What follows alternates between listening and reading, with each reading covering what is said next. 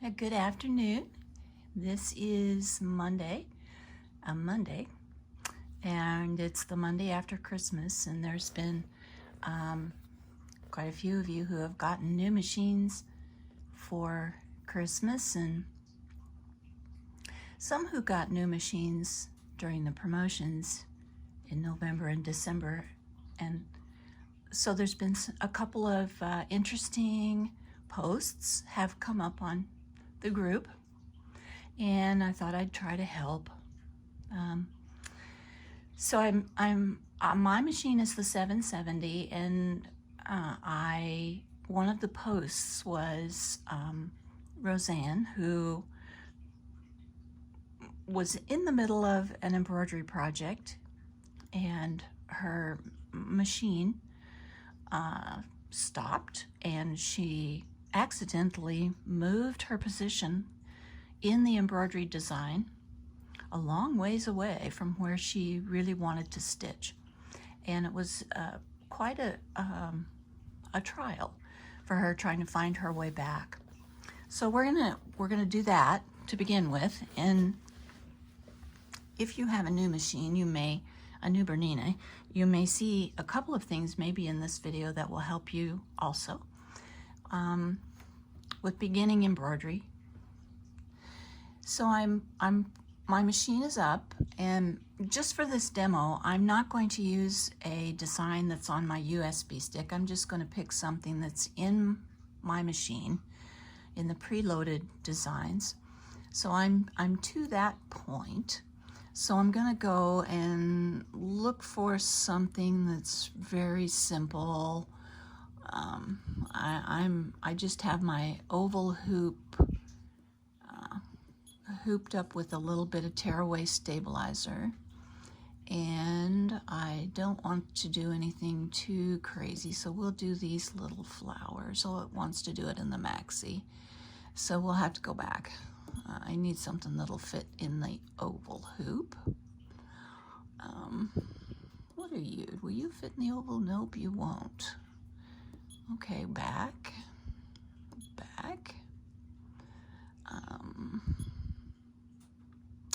Well, what about you? No. I don't think everything in here fits in the maxi hoop. We may have to resize something. Let's see, let's go all the way back and try this. No. Oh, okay, let's do my name. So this is capital and this is lowercase. So I'll do B and then lowercase E, T, and H. And we're done. I'm going to click the little green check because I'm done. And there's my name. And look, it fits in the medium hoop, medium oval. That's pretty neat. So I need to change a few things over here. My machine is giving me a warning. See these red symbols with the exclamation point? It's asking me a question. Are you sure you have the right presser foot on? And it's suggesting 26. That's the foot that I'm going to put on here in just a second. I have it laying here. And so go out of that. And it wants me to be sure and have my 0mm stitch plate on. So I'll have to put that on. And it wants me to have my feed dogs down. It's prompting me to put my feed dogs down, so we'll do that. I've been working on bag making. You know I make lots of bags, and so I'm just taking a little time out here to do this little video. Okay, so that looks good. Okay, so let's see here. I need to go find a piece of fabric for my embroidery to stitch on, so then I will be right back. Alrighty, I found a piece of fabric, so now I'm going to put my 26 foot on, and I need to switch out my stitch plate to my 0mm stitch plate, or single hole. Some people call it single hole. Now let me see if I can pull up that bobbin thread. Usually my stitch plates are so tight that, oh, it's going to come right up. Okay, good. So I'm just using black thread, and I'm not going to change anything about this design, so there won't be any editing. If I was going to edit, I would go in here and I could change the size or mirror it or move it up or move it down, whatever, but I don't want to do that this time. So I'm going to just go ahead and send it to the machine now. Even though it looks like it's already in the machine, it kind of is, but the machine hasn't been told that, yes, this is what we are going to stitch out. We are done editing, so send it to me just the way you want me to stitch it out. So to do that, we're going to hit the little needle icon. So you can see that my screen is moving the hoop this way and this way. It wants to calibrate, do a little calibration. This is not asking for the hoop to be put on the machine. This is just wanting to move the arm into a special spot. So we'll go ahead and do that. There comes my arm over. And now let's see. Oh, now it's asking for the hoop. Pinch and put down. Pinch and put down. Now it wants the hoop. So we'll give it the hoop. When your Bernina asks you a question, you better have an answer. All right. Now it wants to move to the first place where the stitch is going to happen, the first stitch. So we'll move it, let it go to the first stitch. So I'm just using one piece of tearaway stabilizer here. Let me see if I can scoot you back just a little bit. And it's not very much, and I'm going to be stitching this little demo on a piece of quilting cotton. So I'm going to float a piece of cutaway underneath here. And Michael told me, Michael Rowe, one of the other admins here, never to do anything without 2 layers of stabilizer. Always, always, always use 2 layers of stabilizer. So that's what I'm going to do, because Michael's really smart and I love him, so I'm going to do what he says. So now I'm going to put my fabric down here, and I've sprayed this with a little bit of Dritz spray to get it to lay down on here and stay put. And even with that, I'm still going to go ahead and put a basting box around it. So I'm going to pull up my bobbin thread and hold my threads to the side. And up here, this is how you put a basting box around. I'm going to highlight this little box, and now it's going to put a basting box all the way around where it wants to stitch my name. So you heard the hoop jump into position for that, so now I'm going to just let it do the basting box. And I have my thread cutter turned off because I'm making bags. So you'll see me trimming my threads manually, but that's okay. If I were doing lots of embroidery right now, I'd have my thread cutter turned on. Okay, so now it's going to try to stitch my name in this little box. So let's go ahead and let it get started.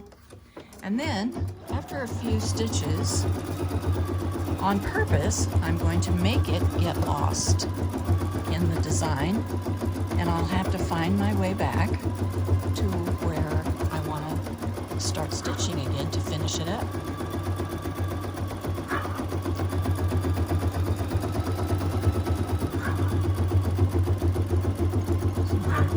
Going along, stitching on the bee. I don't have my machine set to stitch very fast. I'm about midway. And you can see here that my machine's telling me right where it's stitching. 4 minutes it's going to take to do it. It's just giving me all the information I need to know to do this design. So, okay, we'll get started on the E here shortly, and then we're gonna make the machine get lost in the middle of the design, and then we'll find our way back.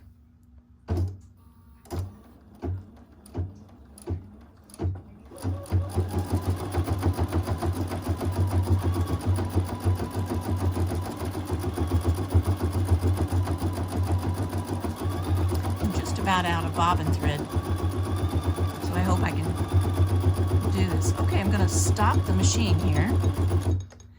And let's say that I want to take a really close look or whatever at where I'm at here. So there I am, and here's a little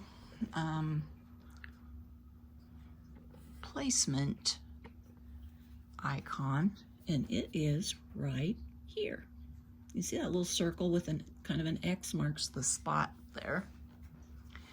If I want to move my stitches someplace else, all I have to do is touch and it'll move it. Or what if I want to come over here to the H? I can come clear over to the top of the H. This little placement icon and that placement icon coordinate. So let's go to the T. Well, now I'm completely away from the E where I was. So I gotta try to get back there, and I didn't look to see what stitch number I was on. Oh my gosh, I'm in trouble here. I'm totally lost on how to get back to where I was. But I can look at my stitching and I can see that I just started the zigzag part of the E. I can see that visually. And so let's see if I can get back there. So I'm going to go back to the E, and I can see that I'm on a zigzag here. It's definitely zigzagging here. But where in the world am I? Well, that's pretty close, but so let me move it up just a little bit. Oh, it doesn't like it that I move my hand wheel. There we go. So now I'm really off. Down here you can see that my needle isn't going to come in right here at the top of my satin stitching, so that it won't have a gap right there. So miraculously, Bernina knew that we would get in trouble, so they gave us these little knobs right here. This one will move us a long ways. This one will move us a long ways. The bottom knob moves us a long ways all around. You can see my embroidery and my hoop is jumping all over the place. And this knob will move me one stitch at a time. So let me go back to my E over here about where I think I need to be.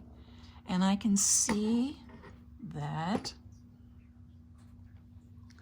I'm just a few stitches beyond where I need to be. So I need to, one stitch at a time, top knob, I believe. I'm just going to work my way back until I get where I need to be. And I'm going to actually come back even a couple more stitches than that and overlap just a little bit. I'm going to do a little bit more.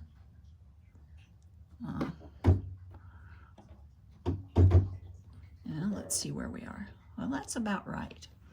So now I've got a thread loop here, because I've been jumping all over the place here, and my bobbin thread is underneath there too. So I'm going to fix that by, I'm going to break my thread. I have to, because I don't want to have a thread loop on there. So I'll let you watch me break the thread.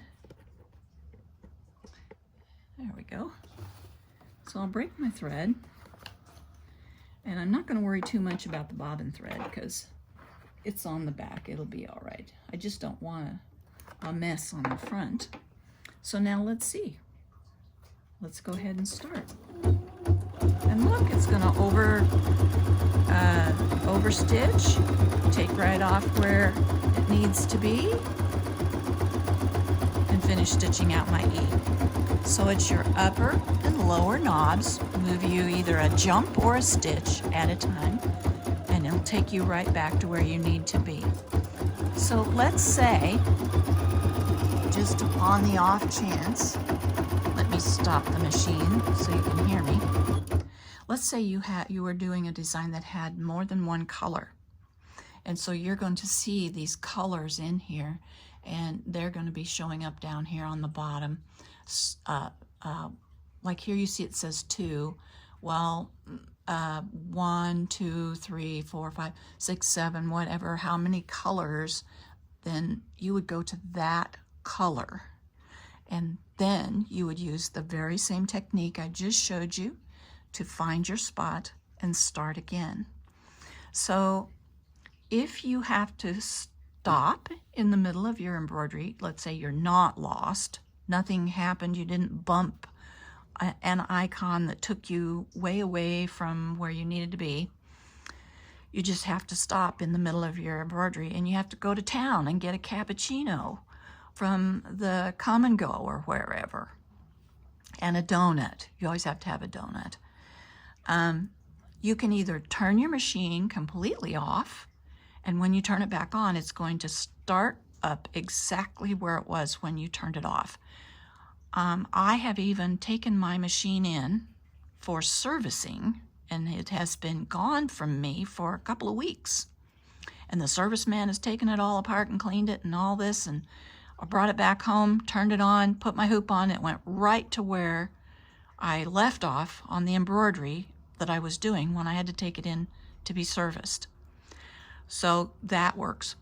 Also, you can use your eco mode right here, and you can just put it on eco, and it's just sort of a standby.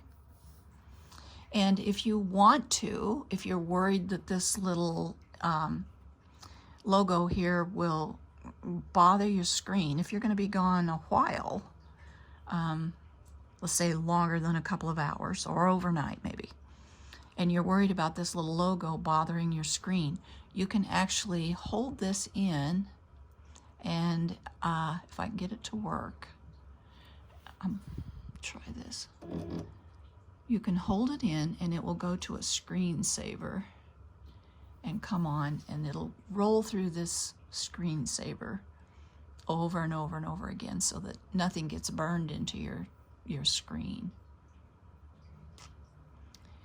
And when you want to get back and go back and sew, you just touch your eco button and you're back in business. So there you go. Couple little things to help you get started with your Christmas present. Have a great day. Sew something pretty today. Post it on the group. So I just wanted to tack on this little short amendment to this video. This is my name finished out, what we were doing. And I want to show you the back. And remember, we floated. This is called floating. We floated a piece of cutaway on the back. So here's the back, all nice and pretty. And this I will just trim away. I'll take my basting box out. And speaking of floating, I also floated my quilt cotton on the front. And remember, I said that I had sprayed it with some Dritz spray, adhesive spray. 505 or any kind of adhesive spray like that would work, that's used for embroidery or whatever, stitching. So this is actually floated on here also. So that's what floating means. I just thought I would throw that in.